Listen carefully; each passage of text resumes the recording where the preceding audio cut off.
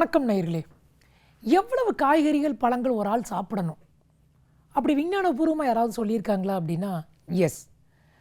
Indian council of medical research அவங்க ஒரு expert committee போட்டு இந்த மாதிரி உணவுகள் எல்லாருமே டெய்லி சாப்பிட்டு ஆகணும் அப்படிங்கிறாங்க.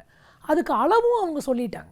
எவ்வளவு அப்படின்னா குறிப்பாக கீரைகள் எல்லாருமே டெய்லி 50 கிராம் சாப்பிட்டே ஆகணுங்கிறாங்க. ஆனால் 50 கிராம் டெய்லி நம்ம மெஜாரிட்டி பேர் கீரை டெய்லி சாப்பிட்றதே இல்லை. அப்புறம் எங்கே 50 கிராம் போக இல்லை.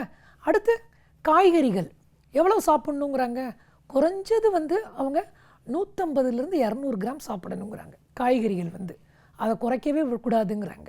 காய்கறிகள் அப்படின்னா நம்ம சாப்பிட்ற என்னது, புடலங்காய், பீர்க்கங்காய், சொரக்காய், பீன்ஸு, காலிஃப்ளவர், இந்த மாதிரி காய்கறிகள் அடுத்து ஒரு 50 கிராம் கிழங்கு வகைகள் சேர்த்துக்கலாம் அப்படிங்கிறாங்க. எனர்ஜிக்காக. கார்போஹைட்ரேட் ரொம்ப ரிச் இல்லையா. ஸோ அதில் இந்த கருணைக்கிழங்கு, பிடிகருணை, சேனைக்கிழங்கு இதெல்லாம் அந்த வெரைட்டியில் வந்துடும். இது மட்டும் அல்லாமல் பழங்கள் 100 கிராம் சாப்பிட்டா போதுங்கிறாங்க. அப்போ காஸ்ட்லியான பழங்கள் நிறையா சாப்பிடணுமா அப்படின்னா அவசியம் அல்ல. அப்போ இந்த விதமான காய்கறி கீரைகளை நீங்கள் சேர்த்துக்கிட்டோம் அப்படின்னா இதில் உள்ள சத்துக்கள் இதுலேயும் கொட்டி கிடக்குது. அப்போ காய்கறிகள் மிக மிக அவசியம், கீரைகள் மிக மிக அவசியம். இதை தான் எக்ஸ்பர்ட் கமிட்டியே ரெக்கமெண்ட் பண்ணுறாங்க. அவங்க எந்த விதமான ஒரு அசைவ உணவும் கம்பல்சரியாக சாப்பிட்டாகணும்னு எங்கேயுமே ஒரு ரெக்கமெண்டேஷனே இல்லைன்னு சொல்லலாம். அப்போ பழங்கள், காய்கறிகள், கீரை வகைகள் மிக மிக முக்கியம். இதை தவிர்ப்பது கூடாது. ஆனால் ப்ரெக்னெண்ட்டாக இருக்கிற டயத்தில் கீரைகள் அடிஷ்னலாக கொஞ்சம் சேர்க்கணுங்கிறாங்க. 50லேருந்து 100 கிராம். ஏன்? அவங்களுக்கு இரும்புச்சத்து மற்றும் ஃபோலிக் ஆசிட் கொஞ்சம் அவசியம் தேவைப்படும். அப்போ இந்த இரும்பு சத்தும் ஃபோலிக் அமிலம் அப்படிங்கிறது கீரைகள்லேருந்து நம்மளுக்கு ஈஸியாக கிடைக்கும். அப்போ இதை அவங்க சாப்பிட்டாங்க அப்படின்னா அவங்க இரத்த சோகை வராமல் பாதுகாத்துக்கலாம். அப்போ ப்ரெக்னென்சி உள்ளே வளர்கிற கருவும் நல்ல ஆரோக்கியமாக இருக்கும். அப்போ இதெல்லாம் நம்ம எடுத்துக்கிட்டோம் அப்படின்னா கேலரிஸ் ரொம்ப ரொம்ப கம்மி, வேறு நார்ச்சத்துக்கள் மிக மிக அதிகம். அப்போ நார்ச்சத்து இல்லாத உணவுகள் நம்மளுக்கு அவசியம் அல்ல, நல்லது அல்ல. நார்ச்சத்து மிக மிக அவசியம்.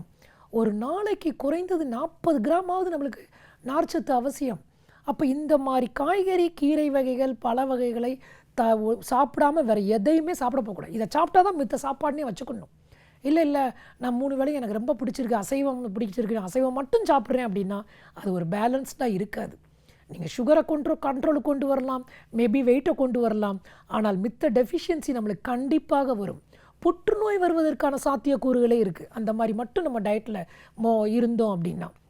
அப்போ இந்த மாதிரி டயட் நம்ம சாப்பிட்றதுனால சுகர் கண்ட்ரோலுக்கு வருங்கிறாங்க. 2வது பிளட் ப்ரெஷர் ரொம்ப கண்ட்ரோலுக்கு கிடைக்கும். அது மட்டும் அல்ல, ஃபேட்டி லிவர் குறையும், கொலஸ்ட்ரால், ட்ரைக்ளிசரைட்ஸ் ரொம்ப ரொம்ப குறைஞ்சிரும். அப்போ அந்த ட்ரைக்ளிசரைட்ஸ்லேருந்து ஃபார்ம் ஆகக்கூடிய எல்டிஎல் கெட்ட கொழுப்பு அதுவும் குறையும். மலச்சிக்கல் வராது, பைல்ஸ் வராது, ஃபிஷர் வராது, கோலன் கேன்சரும் வராது. அப்போ இதுக்கு மேலே நம்மளுக்கு என்ன வேணும்?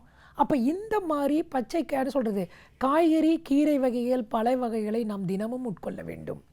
இது மட்டும் அல்லாமல் ஏஎல்ஏ என்று சொல்லக்கூடிய ஒரு முக்கியமான ஒன்று, ஆல்ஃபா லினோலிக் ஆசிட், அதுவும் இந்த கீரைகளில் இருக்கிறது. இது என்ன பண்ணும் அப்படின்னா மிகப்பெரிய one of the best anti ஆக்சிடெண்ட்டாக வேலை செய்கிறது. அப்போ இந்த ஆல்ஃபா லினோலிக் ஆசிட் உள்ள இந்த உணவுப் பொருட்களை நாம் உட்கொண்டோம் அப்படின்னா ஒரு ஏஜிங் ப்ராசஸே ஸ்லோ டவுன் ஆகுங்கிறாங்க. நம்ம உடலில் நம்ம என்ன சொல்கிறது, ஒவ்வொரு நாளும் ஆக்சிடேட்டிவ் ஸ்ட்ரெஸ் எல்லாம் ஃபார்ம் ஆகும், ஃப்ரீ ரேடிக்கல்ஸ் எல்லாம் ஃபார்ம் ஆகும். அது நம்ம விட்டுட்டோம் அப்படின்னா புற்றுநோய் வருவதற்கான சாத்தியக்கூறுகள் மிக அதிகம். அப்போ அதை கொஞ்சம் ஸ்லோ டவுன் பண்ணணும் அப்படின்னா இதெல்லாம் நம்ம எடுத்தோம் அப்படின்னா தொற்றா நோய்கள் மற்றும் லைஃப் ஸ்டைல் டிசீஸ் அப்படின்னு சொல்லி நம்ம பயமுறுத்துறாங்க இல்லையா, அந்த மாதிரி நோய்கள் வராமல் நம்ம பாதுகாத்து கொள்ள தினமும் கீரைகள், காய்கறிகள், பழங்களை உட்கொள்வோம். ஆரோக்கியத்தோடு நம்ம வாழ்வோம். மீண்டும் சந்திப்போம். நன்றி, வணக்கம்.